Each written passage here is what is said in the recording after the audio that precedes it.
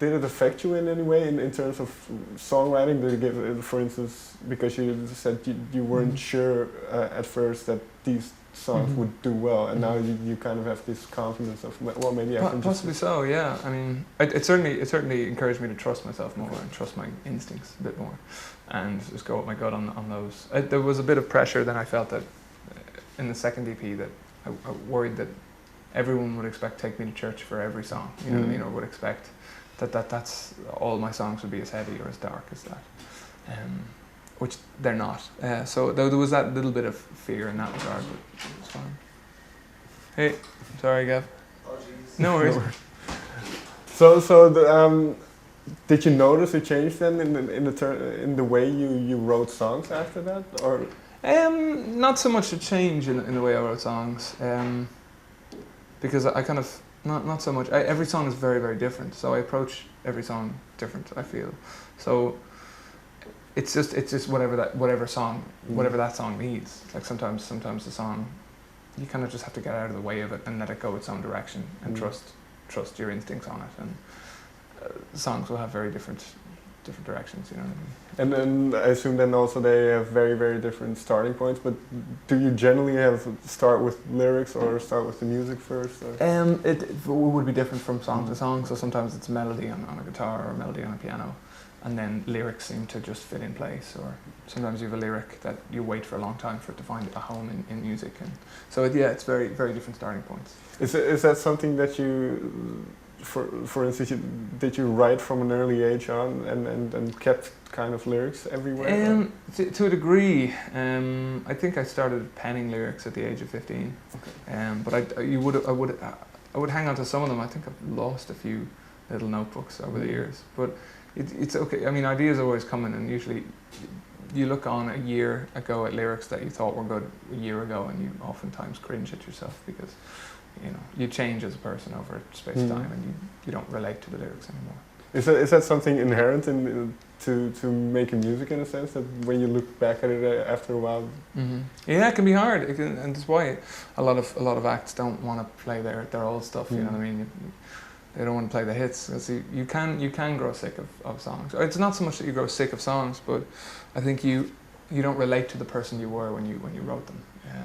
Right. Well, for instance, if we take Me to Church, obviously that video made somewhat of an impact as well. So it being quite an early song for you, does your opinion change about that song over time?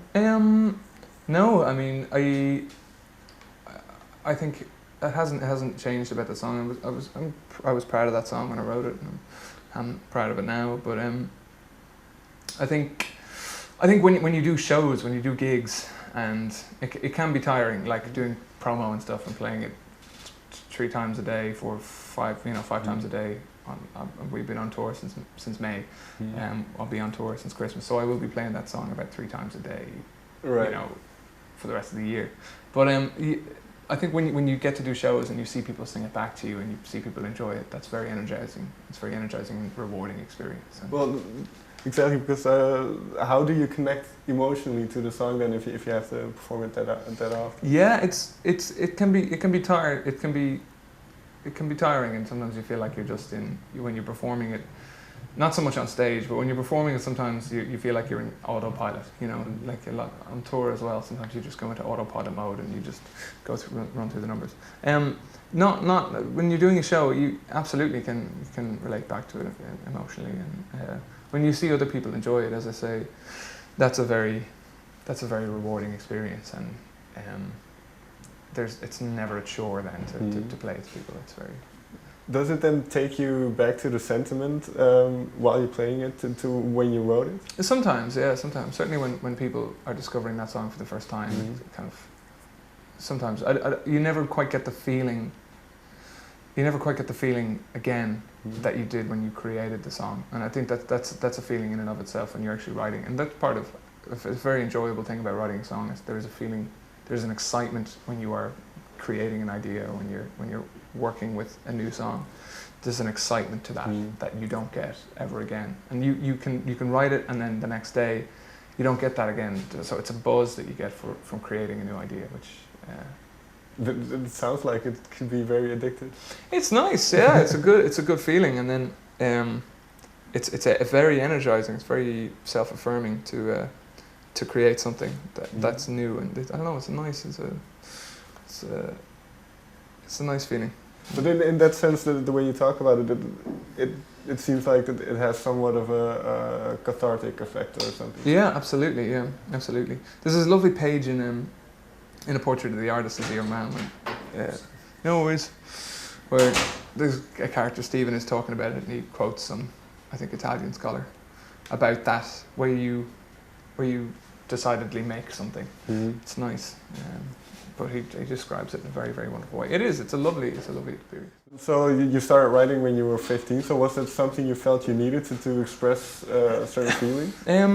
Perhaps. I didn't think I did at the time. I mean, I think when I started writing, it was just for myself. Mm-hmm. It wasn't to show anybody. It was for myself to see if I could do it. I looked up to songwriters massively. I always kind of wanted to be that. It didn't feel like a cathartic experience at first, but it can be, and not every song is you have to be as introspective and you have to be as it doesn't have to be a cathartic experience every time. It can be just a fun thing, so it's not necessarily all autobiographical. Some of them are. Some of it is, but sometimes it's just a story song. Sometimes it's autobiographical to an extent in that you're capturing the feeling or you're capturing the sensory experience of it, but not. The characters are different. Mm-hmm. Put a different name on it. Okay, and well, my time's almost up. We've talked about the year that has passed, and then everything has gone quite quickly. You've also been to Eurosonic earlier this year. That was a lot of fun. What was? How did you experience it? What was your impression of it? That was a lot of fun. That was one of the first tours we did away from home. Okay. So Eurosonic were some of the first gigs away from Ireland, and that was a very rewarding experience. And the crowd were certainly, they were really very great listening crowd, and were very, very encouraging. So that really put wind at our backs. Yeah. And the festival is also, in many ways, a showcase festival for people in the industry. So have you noticed, well, maybe it's very difficult to discern, but have you noticed any changes afterwards? It was good. I think at the time we were in talks with industry people and stuff like that. So it certainly helped us get out there and get a lot of press exposure and stuff like that. It's a lovely festival. I didn't really. It was hard to notice in that you do the gig and then you're gone out of here for so long, and I'm only back now and stuff like that. So you hardly have time on tour to keep up with stuff going on. But it was great. Really enjoyed it. Okay. Thank you very much for your time. Pleasure. Yeah. Pleasure. Thank you. Thanks very much. Cool.